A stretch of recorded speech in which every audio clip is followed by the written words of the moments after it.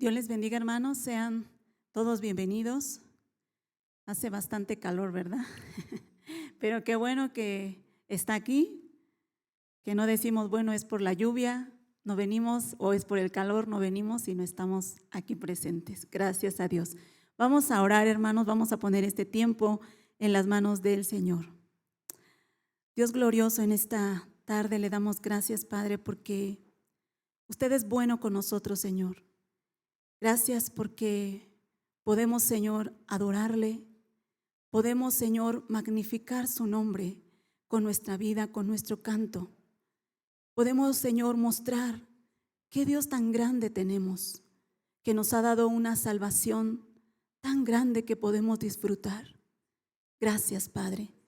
En esta hora queremos que usted sea quien nos guíe en este tiempo, que sea su Espíritu Santo quien esté abriendo nuestro corazón, Señor, para que también nos haga ver aquello que tal vez usted quiera descubrir en esta noche, Señor.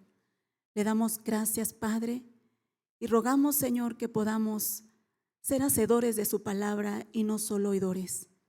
Le agradecemos en este tiempo en el nombre de Jesús. Amén. Bueno, estamos meditando en el libro de Nehemías.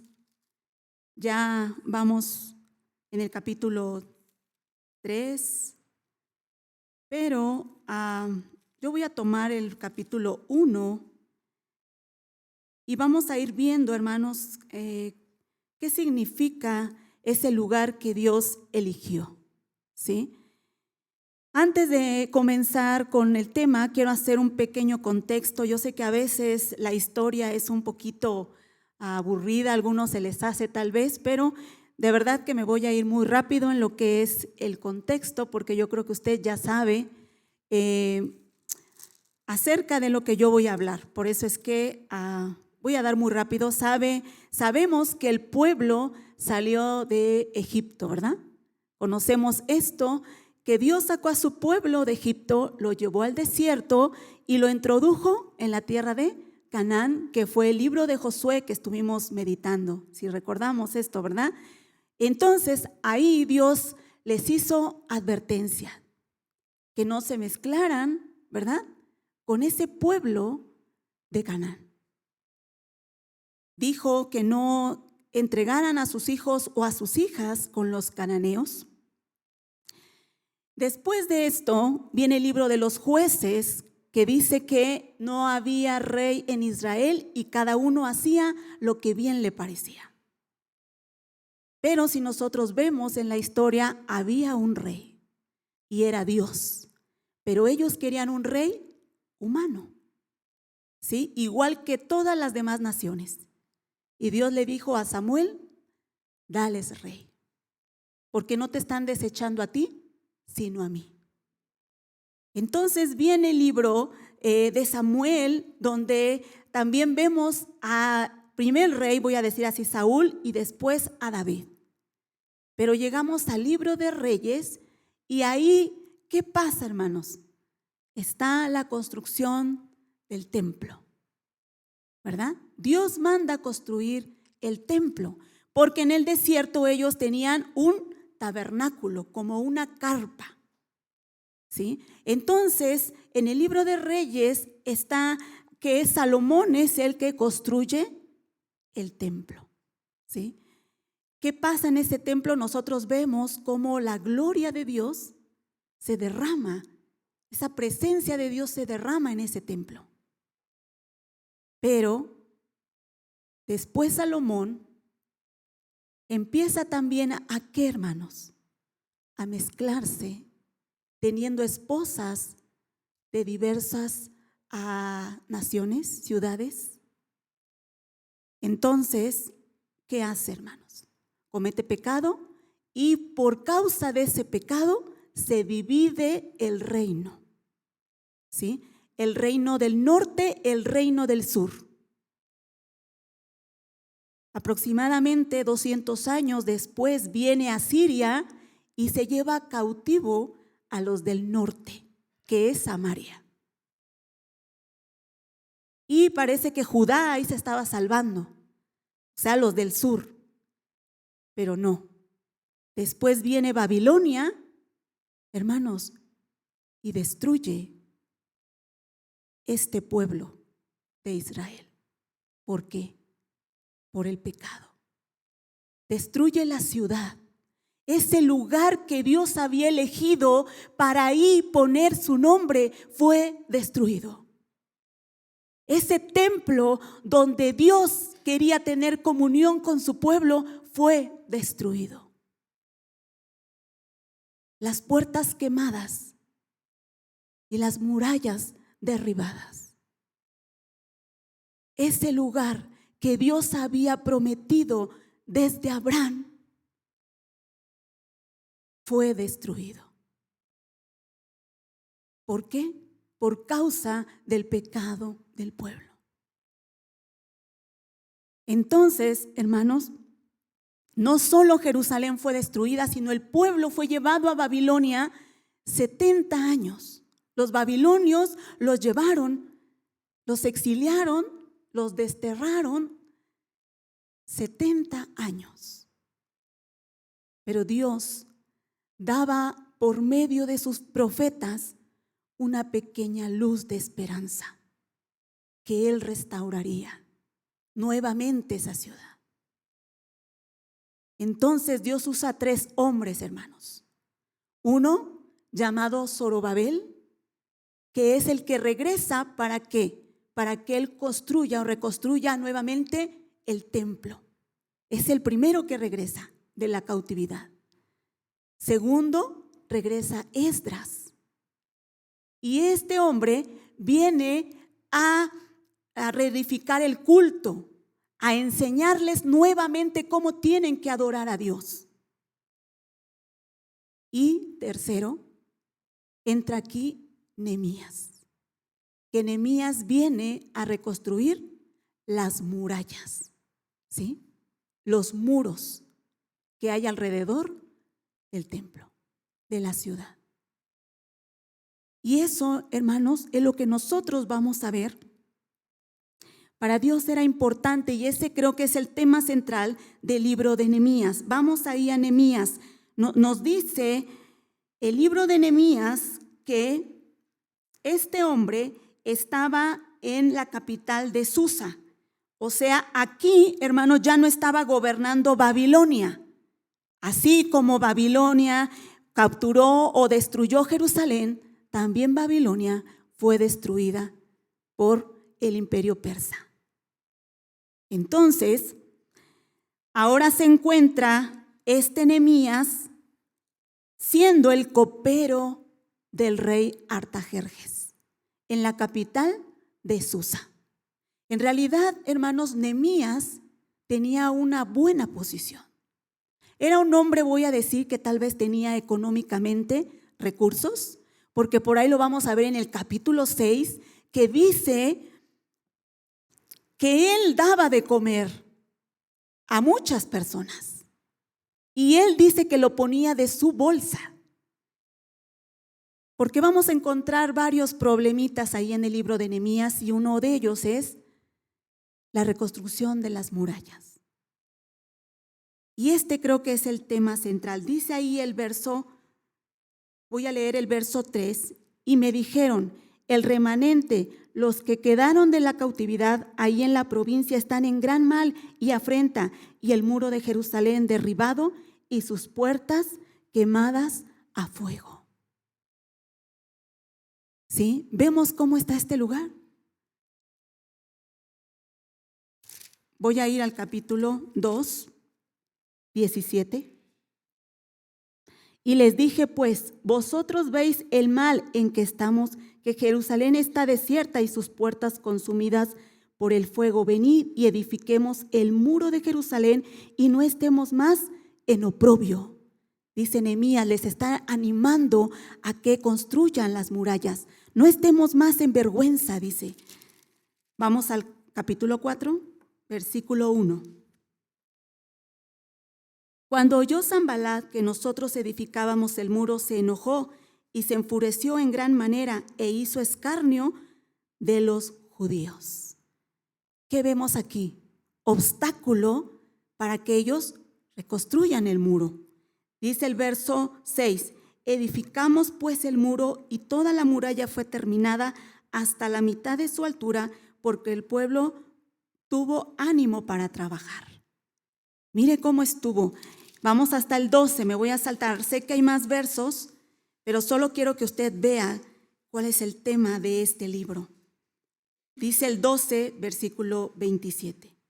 Para la dedicación del muro de Jerusalén buscaron a los levitas de todos sus lugares para traerlos a Jerusalén para hacer la dedicación, la fiesta con alabanza y con cánticos con címbalos, salterios y cítaras.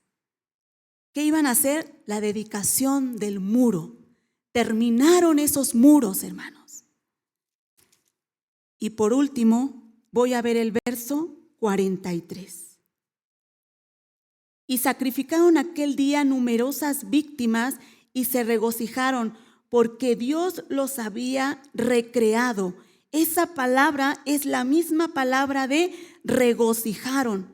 O sea, con gran contentamiento se alegraron también las mujeres, los niños y el alborozo. Esa palabra alborozo es la misma que se regocijaron de Jerusalén, fue oída desde lejos. Y si leemos todo, hermano, en este solo verso, 5 veces nos habla de cómo ellos estaban tan alegres. Dice, y sacrificaron aquel día numerosas víctimas y se regocijaron porque Dios los había regocijado con grande contentamiento. Se alegraron también las mujeres y los niños y el regocijo de Jerusalén fue oído desde lejos. O sea que hubo una gran alegría, nos habla este verso. ¿Por qué? Porque terminaron los muros. Y a lo mejor usted dice, ¿qué tiene que ver esto?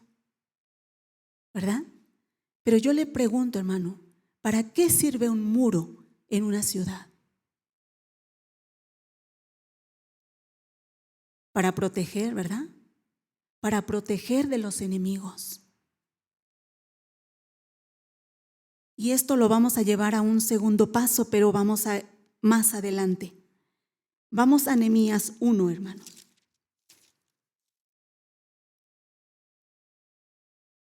Después nosotros vemos que Nehemías, al enterarse de esto, dice que lloró, hizo duelo, dice también que ayunó y oró al Dios del cielo. Y él comienza con un ruego exaltando a ese Dios de los cielos, fuerte, valiente y temible, dice así.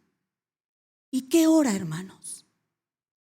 Yo creo que ya todos aquí sacamos nuestras enseñanzas cuando meditamos, que no solamente oró, dice, oró por el pueblo de Israel, por los hijos de Israel. Y enseguida, ¿qué hace? Él mismo se involucra en ese pecado. Porque hemos pecado, dice así. Yo y mi casa hemos pecado. Él mismo se está involucrando con el pecado de ese pueblo, hermanos. Un pastor decía, cuando nosotros conocemos a Cristo, se acaba el yo. Y ahora somos nosotros. ¿Por qué? Porque somos un cuerpo, hermanos. Somos un cuerpo. Y ahora somos todos nosotros.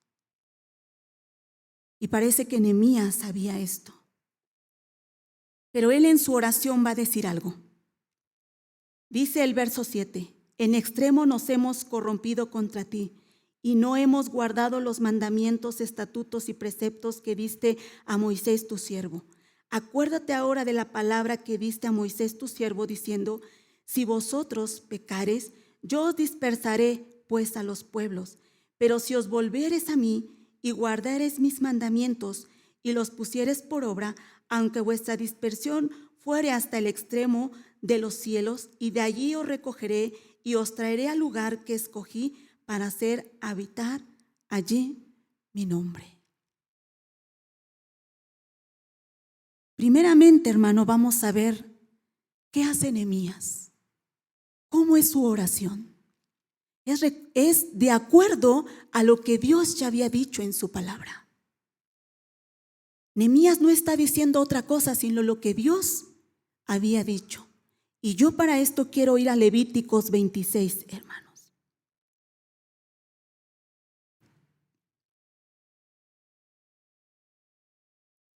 No voy a leer todo, voy a leer a lo mejor algunos, solamente principios de algunos versos, porque es muy largo, pero sí me interesa que ustedes puedan ver algunas cosas, hermanos. Mire lo que Dios le había dicho al pueblo. Verso 14. Pero si no me oyereis y hicieres todos estos ni hicieres todos estos mis mandamientos, y si desafiares mis decretos y vuestra alma menospreciare mis estatutos, no ejecutando todos mis mandamientos e invalidando mi pacto, yo también haré con vosotros esto. Enviaré sobre vosotros terror. Dice extenuación y calentura que consuman los ojos y atormenten el alma, y sembraréis en vano vuestra semilla, porque vuestros enemigos la comerán. Mire lo que Dios traerá si uno no obedece, dice así. Está hablando del cuerpo, está hablando de la economía. Voy a leer hasta el verso 18. Pondré mi rostro contra vosotros y seréis heridos delante de vuestros enemigos, y los que os aborrecen se enseñorearán de vosotros y huiréis sin que haya quien os persiga. Pero mire el 18. Y si aún con estas cosas no me oyereis, yo volveré a castigaros 7 veces más por vuestros pecados. O sea, ¿cuál era el propósito por el cual Dios estaba mandando esto, hermanos? Para que el pueblo se volviera a Dios. Aquí lo dice. Y si aún con estas cosas, dice, no me oyeres, lo está mandando para que el pueblo oiga. Pero dice que si no es así, yo voy a enviar más castigo. Dice el 19, y quebrantaré la soberbia de vuestro orgullo. Dice el verso 20, y vuestra fuerza se consumirá en vano. Y mire el 21, si anduvieres conmigo en oposición y no quisieres oír, yo añadiré sobre vosotros 7 veces más plagas según vuestros pecados. Una vez más te estoy dando otra oportunidad. Te estoy mandando esto más. ¿Para qué? Para que me oigas. Y después dice el 22, enviaré también contra vosotros bestias fieras.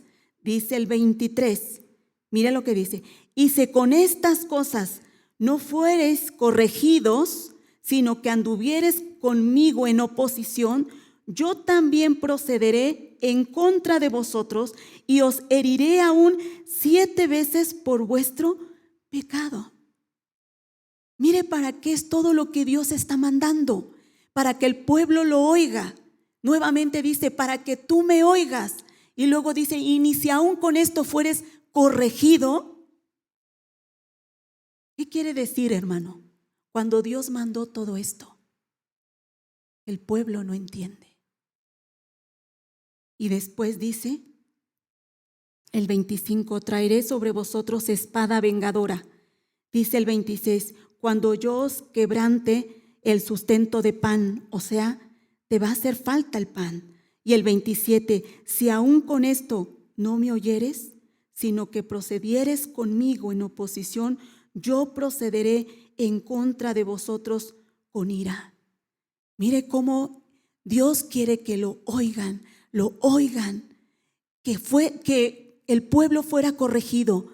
Pero dice, si tú ya no me oyes, yo voy a ir entonces con ira a ti. Hermanos, Dios es un Dios paciente. Y después dice, voy a saltarme hasta el 31.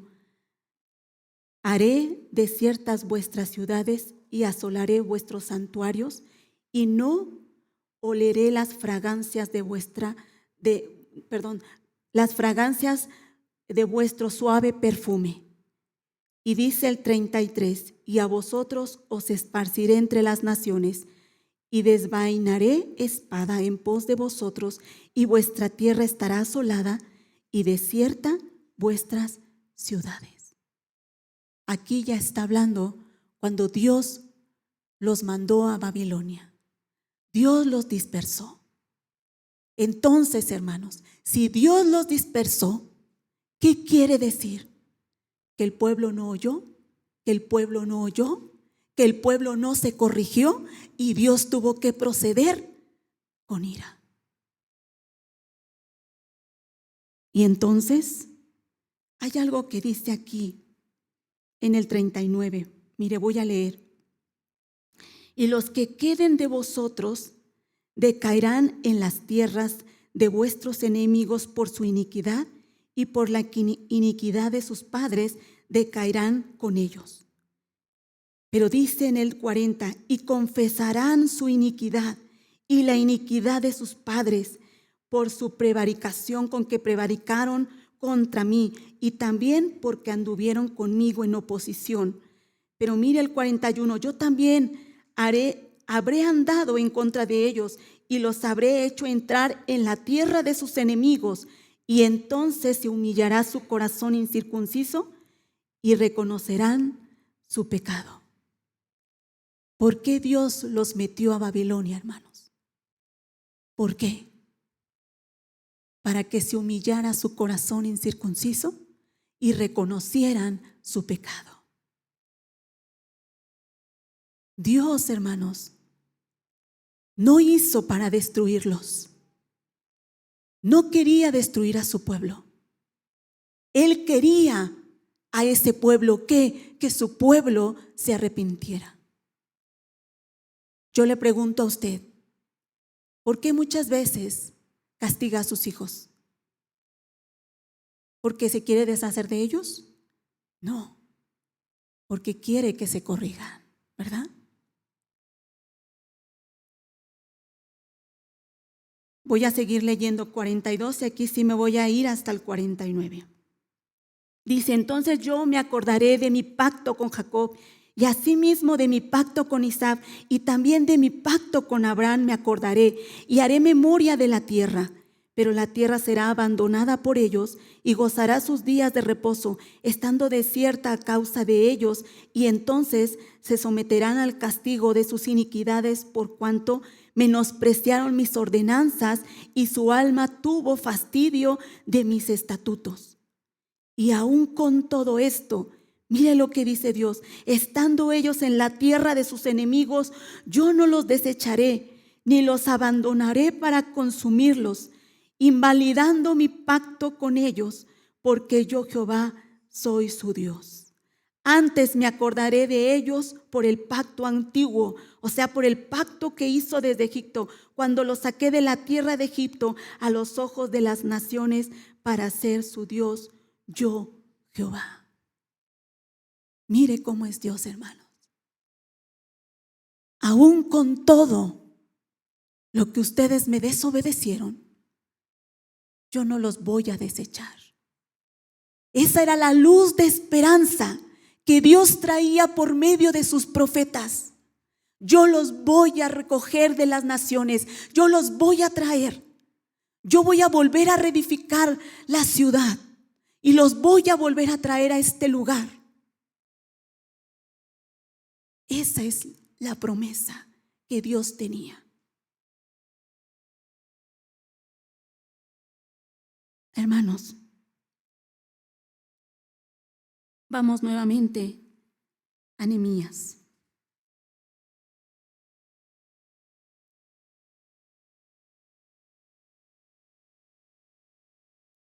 Lo que está haciendo Dios, hermanos. Nehemías oró conforme a esto. Entonces tú dijiste que si nosotros te obedecemos, tú nos vas a recoger de las naciones y vas a hacer que habitemos ¿dónde? Donde escogiste poner tu nombre. Y Dios lo hizo, hermanos. Dios cumplió esto con el pueblo de Israel. Dios lo cumplió. Lo que hizo Dios con este pueblo, hermanos, es algo grandioso, porque este pueblo, estando en Babilonia, se sentía que estaba muerto. Se sentía que estaba en los sepulcros. ¿Y qué hizo Dios, hermano?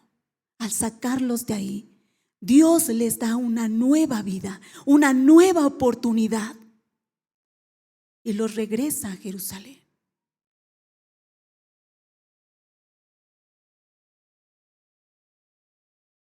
Pero podemos decir, ¿esto qué tiene que ver con nosotros?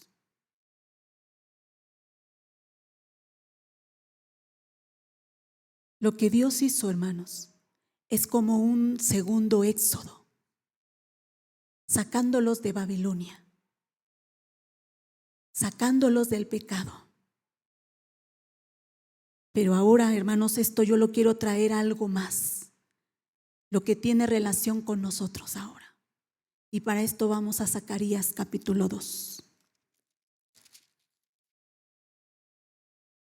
Zacarías, hermano, las visiones que ve Zacarías, hermanos, fue antes de Nehemías, ¿sí? Fue antes que Nehemías. Capítulo 2. Mire cómo empieza. Dice así. Antes de ir al capítulo 2, voy a ir al capítulo 1, versículo 16. Dice así: por tanto, así ha dicho Jehová, yo me he vuelto a Jerusalén con misericordia. En ella será edificada mi casa, dice Jehová de los ejércitos, y la plomada será tendida sobre Jerusalén. O sea, está hablando que Dios va a volver a reconstruir este lugar, ¿sí? Zacarías fue más o menos en el tiempo de Esdras, cuando se estaba reconstruyendo el templo, hermanos. Dice ahora sí el capítulo 2. Alcé después mis ojos y miré, y aquí un varón que tenía en su mano un cordel de medir. Y le dije, ¿a dónde vas? Y él me respondió, a medir a Jerusalén, para ver cuánta es su anchura y cuánta su longitud. Y aquí salía aquel ángel que hablaba conmigo, y otro ángel le salió al encuentro y le dijo, corre, habla a este joven diciendo, sin muros será habitada Jerusalén a causa de la multitud de hombres y de ganado en medio de ella. Mire, hermanos, vamos a entender lo que está diciendo aquí. Primeramente, dice que está un hombre que se le dio un cordel de medir. Hermanos, cuando usted tiene un terreno y va a construir algo nuevo, ¿qué tiene que hacer? Medir, ¿verdad? Aquí el hermano Agustín sabe. Tiene que medir. Claro, pero porque se va a construir algo que es nuevo. Entonces aquí nos está dando a entender que Dios lo que va a hacer es algo nuevo, hermanos. Es algo nuevo.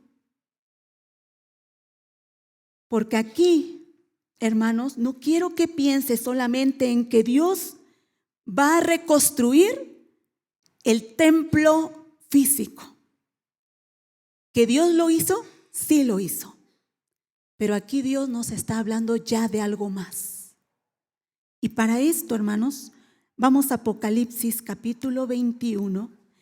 Hay más citas que habla de esto, pero solo voy a usar una cita, verso 16.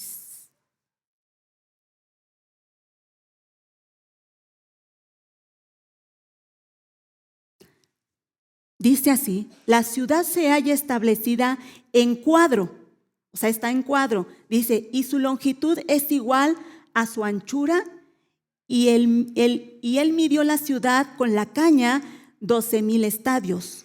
La longitud, la altura, la anchura de ella son iguales. O sea que como era cuadrada, los 4 lados dice que tenía, ¿cuánto era?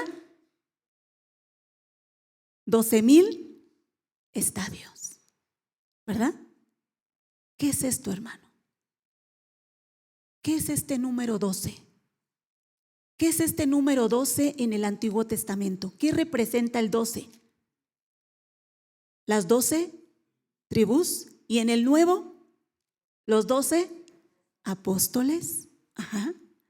Entonces, hermanos, esos 12 apóstoles están representando el pueblo salvo por Dios.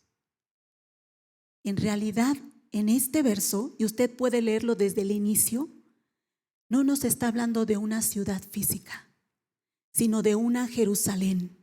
¿Y quién es esa Jerusalén? La iglesia. La iglesia, hermanos. Esas medidas está hablando de la iglesia, ya no de un templo físico, sino de la iglesia, de ese pueblo salvo de Dios. Entonces, si nosotros regresamos a Zacarías, cuando este varón quiere saber cuál es, dice aquí en el verso 2, y le dije, ¿a dónde vas? Y él respondió, a medir a Jerusalén para ver cuánto es su anchura y cuánta su longitud. ¿Cuánto era? 12,000 estadios. O sea, está hablando de un pueblo salvo. Dios quiere hacer algo nuevo. Ya aquí ya no está pensando en un templo físico, hermanos. Pero así como no está pensando en un templo físico, mire lo que dice el 4, y le dije, corre, habla a este joven diciendo, sin muros será habitada Jerusalén a causa de la multitud de hombres y de ganado en medio de ella. ¿Qué hizo Dios allá en Nehemías? ¿No lo mandó? ¿No Nehemías estaba reconstruyendo los muros? Sí. ¿Y ahora qué dice aquí? Que será habitada sin muros, ¿verdad? ¿Por qué, hermanos? Porque dice que habrá tanta gente que ya no se podrá poner muro. Ya no se podrá poner muro. ¿Por qué? Porque habrá tanta gente. Y dice, mire lo que dice el verso 5. Yo seré para ella, dice Jehová, muro de fuego alrededor, y para gloria estaré en medio de ella. Hermanos, ya no nos está hablando de un muro físico, sino ahora, ¿quién es ese muro? Dios. Dice que Dios, Jehová, será ese muro de fuego alrededor, y para gloria estaré en medio de ella. ¿Qué es esto, hermanos? ¿Qué está diciendo? ¿Para qué era el muro? Dijimos, para protección. Ahora Dios estará protegiendo ¿a quién? A su pueblo. Pero no solo eso. Dice que su presencia estará con ellos. Y yo quiero ver un ejemplo acerca de esto, hermanos. Y para esto vamos a Éxodo, capítulo 13.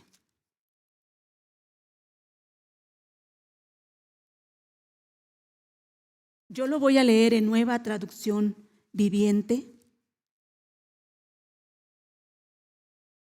porque se entiende un poquito mejor. Sí se entiende en Reina Valera, pero para que quede mucho más claro. Capítulo 13, primeramente versículo 21 y 22. Dice así, entonces, antes de comenzar, para que entendamos, aquí es cuando el faraón dejó ir al pueblo de Israel. Y cuando el faraón dejó ir, ustedes recuerdan que después faraón parece que se arrepiente y los persigue, ¿verdad? Sí. Pero entonces dice así en el versículo 21 y 22 del 13. Entonces el ángel de Dios que iba al frente del pueblo de Israel se trasladó hacia atrás del campamento. Estoy leyendo otro, ¿verdad? No estamos ahí. Ok, sí. Yo me confundí, hermanos. Vamos, capítulo 12. Sí, estoy leyendo ya el 14. Perdón, hermanos. Sí, estoy leyendo ya el capítulo 14, 21. Pero antes quiero que veamos el 13, 21. Dice: y Jehová iba delante de ellos de día en una columna de nube para guiarlos por el camino, y de noche en una columna de fuego para alumbrarles, a fin de que anduviesen de día y de noche. Y nunca se apartó de delante del pueblo la columna de nube de día, ni de noche la columna de fuego. ¿Se acuerdan qué iba a ser Jehová? ¿Qué iba a ser Dios? Como un muro, ¿de qué? De fuego, ¿verdad? De fuego. Entonces, ahora sí, Dios los iba guiando, dice que Él iba enfrente, pero Faraón sale tras ellos y ellos quedan encerrados entre el mar y los egipcios, ¿verdad? Entonces, ahora sí, el 14, voy a leer el 14, 19. Dice así, ahora sí lo voy a leer en Nueva Traducción Viviente. Entonces el ángel de Dios que iba al frente del pueblo de Israel se trasladó hacia atrás del campamento. La columna de nube también se cambió de lugar y pasó a estar detrás de ellos. La nube se puso entre los egipcios y el campamento de los israelitas. Al atardecer, la nube se convirtió en fuego e iluminó la noche.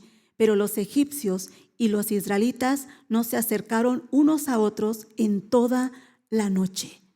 Dice el 24. Pero poco antes del amanecer, el Señor miró al ejército egipcio desde la columna de fuego y de nube y causó gran confusión en sus fuerzas de combate. ¿Vemos lo que hace Dios, hermanos? ¿Vemos cómo se puso como ese muro de protección?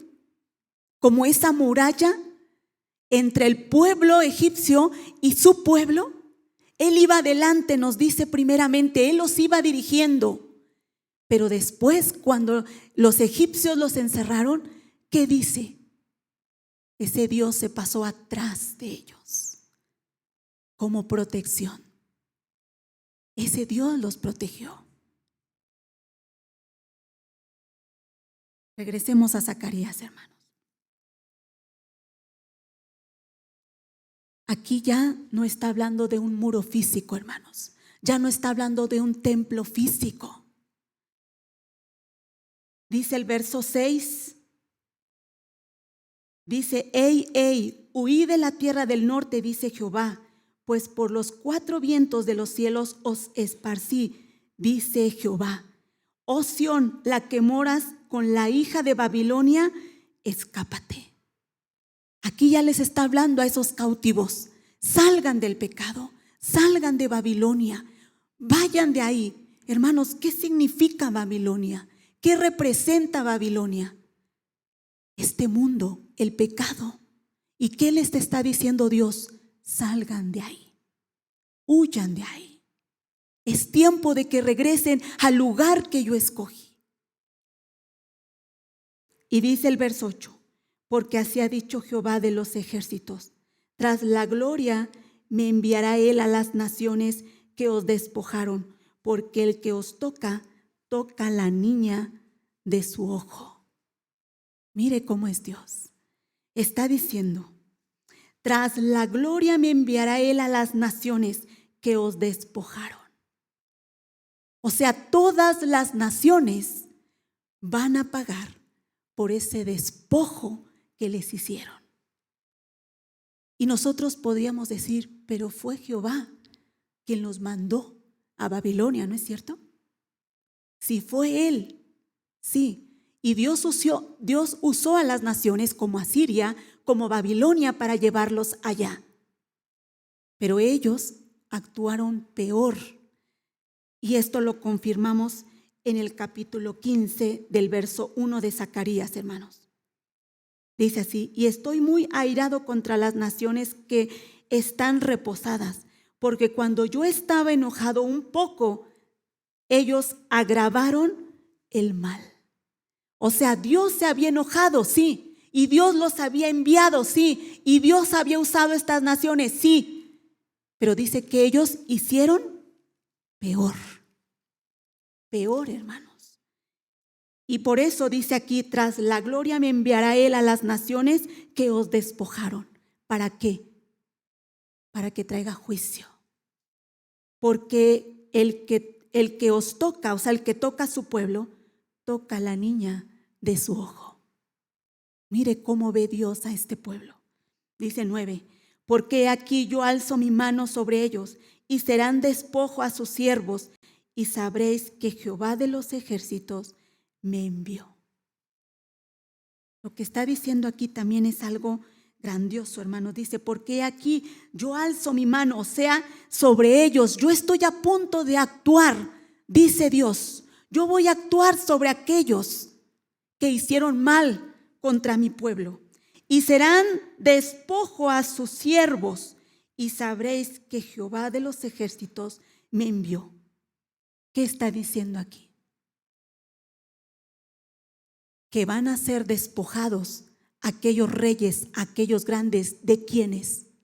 De sus siervos. Sus siervos los van a despojar.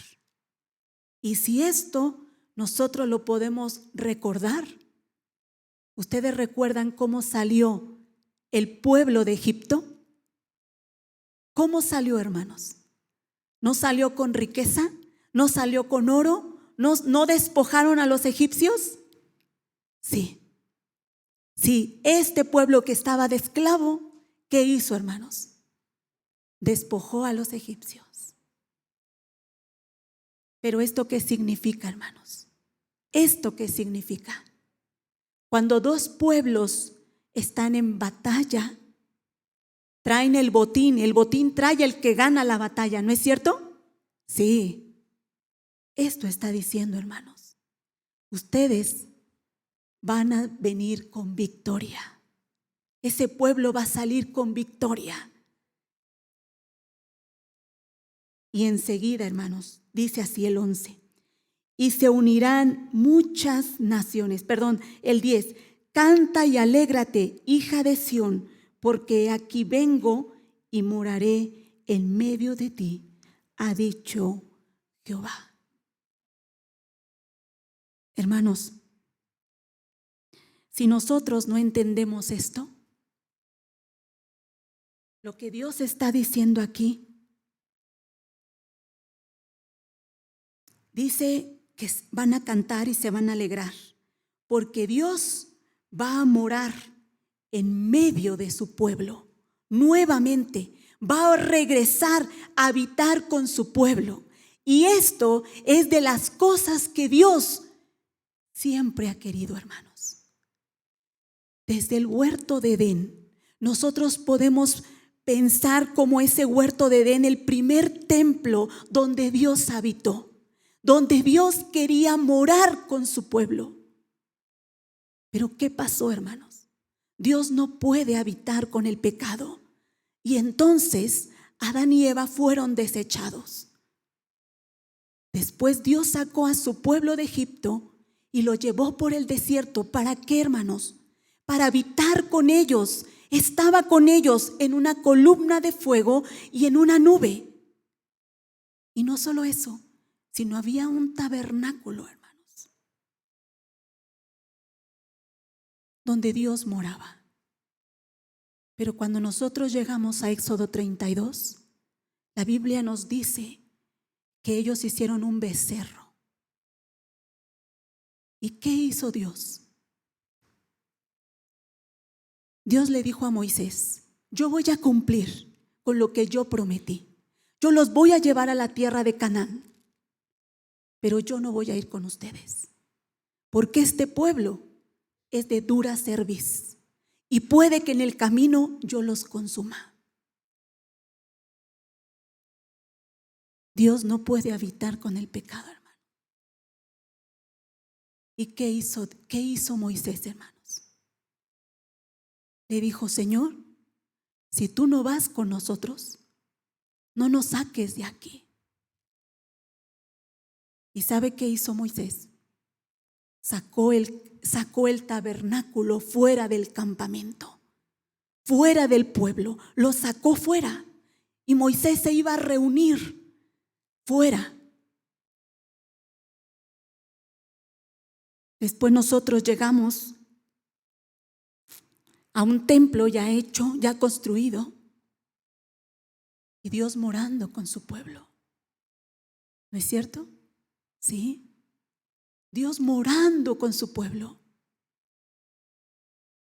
Pero si nosotros vamos al libro de Ezequiel, que no vamos a ir, nosotros vemos ahí cómo la gloria, la presencia de Dios comienza a alejarse del templo. ¿Por qué? Por el pecado del pueblo. Y si nosotros analizamos los capítulos 10 y 11 de Ezequiel, hermanos, es una escena muy triste. Porque Dios parece que se va y dice que está a la puerta. ¿Y sabe qué hace?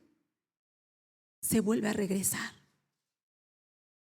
Como que Él no quería abandonar a su pueblo. Como que Él no quería dejar su templo, dejar su lugar.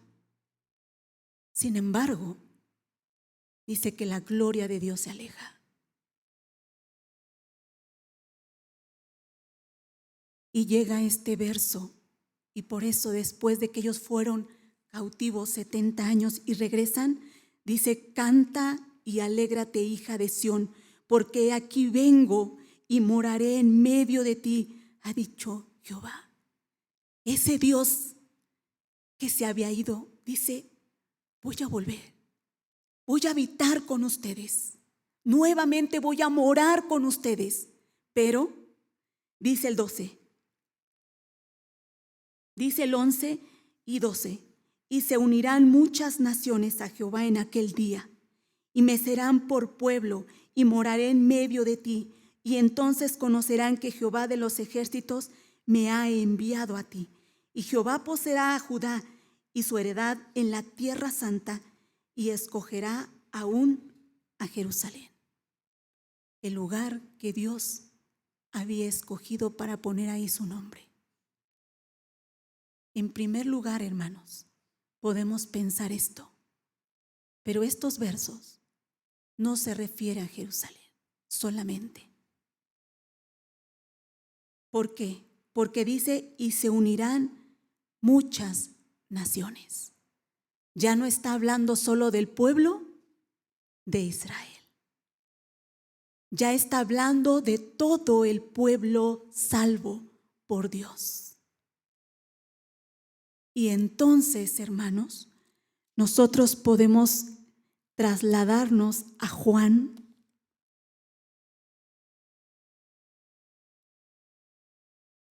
Voy a ir terminando.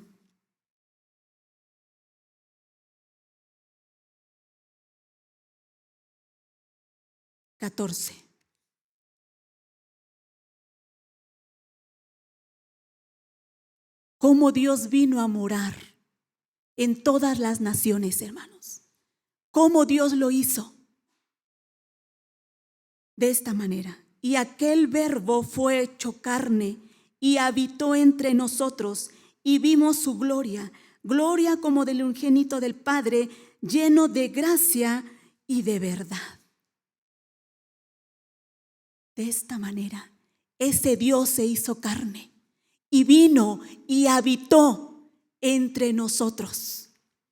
Esto es la manera que Dios, cuando nos dice allá que Él vendrá y morará en medio de muchas naciones, ¿cómo vino a morar, hermanos?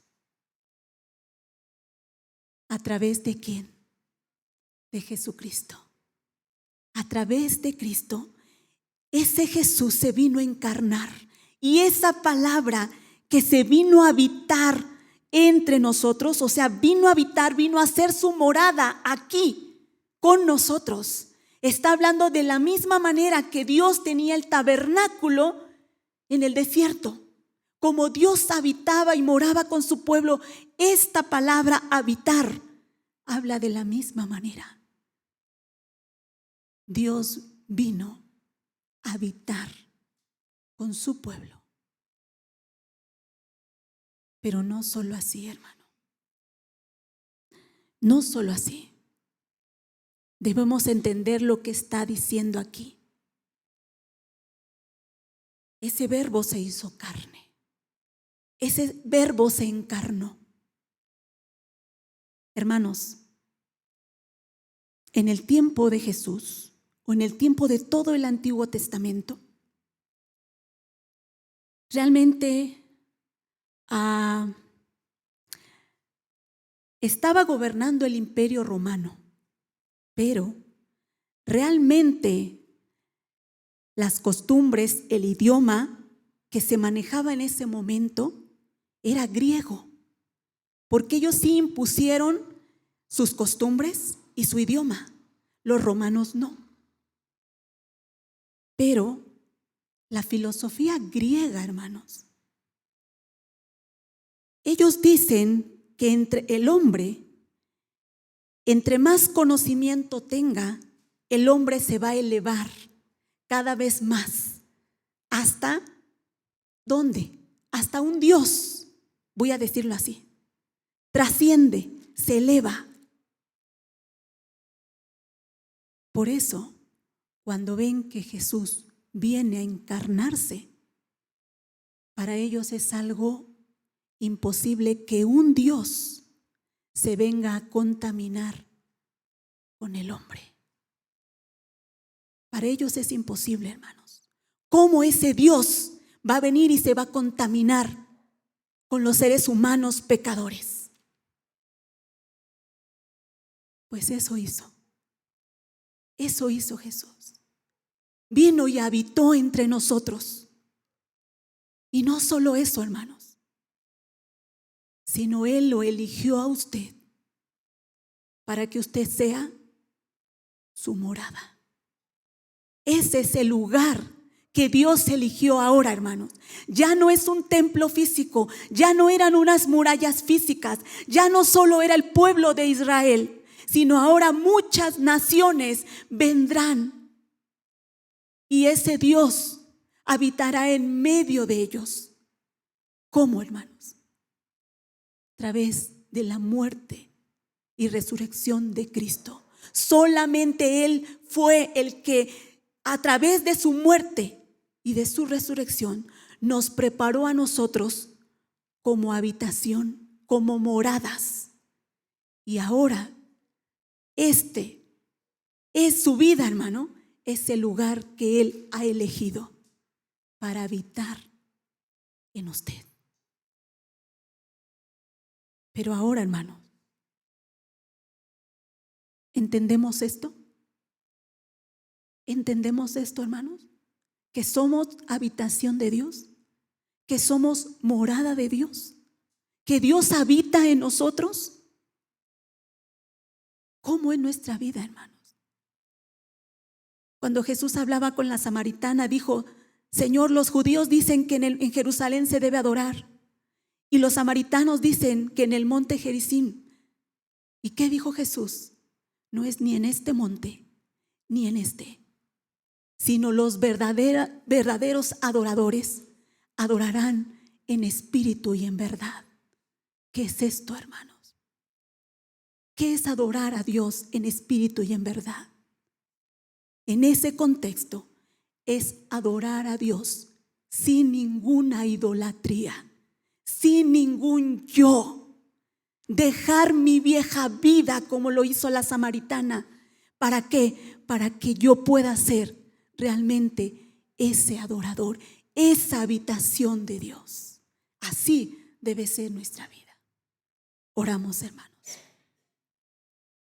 Señor, le agradecemos, Padre, porque a través, Señor, de su palabra usted nos muestra la obra maravillosa que usted lleva, esa salvación tan grande, Señor, que muchas veces no podemos comprender. Cómo usted, siendo Dios, vino a esta tierra, vino a habitar entre hombres pecadores, ante una vieja creación. Pero usted vino para hacernos una nueva creación, para hacernos su morada, para hacernos su habitación. Y le agradecemos por eso, Señor. Solo ayúdenos, Señor, a menguar cada día nosotros, para que Cristo cada vez se vea más en nosotros. Que Cristo sea el único que se vea y que realmente nosotros, Señor, nos neguemos de una manera completa. No áreas de nuestra vida, Señor, que no neguemos solamente áreas, sino que dejemos todo nuestro yo. Aquí estamos, Señor, porque queremos ser esa habitación, esa morada suya. Cada día, Señor, negarnos a nosotros mismos, para que así como habitaba su gloria en el tabernáculo y no había lugar para Moisés, ni siquiera para Moisés, que no haya lugar para mi yo, y que mi vida está llena, esté plena de su gloria, de su presencia, Señor. Ese es nuestro anhelo y nuestro deseo. Gracias le damos, Señor, en el nombre de Jesús. Amén. Que Dios les bendiga, hermanos.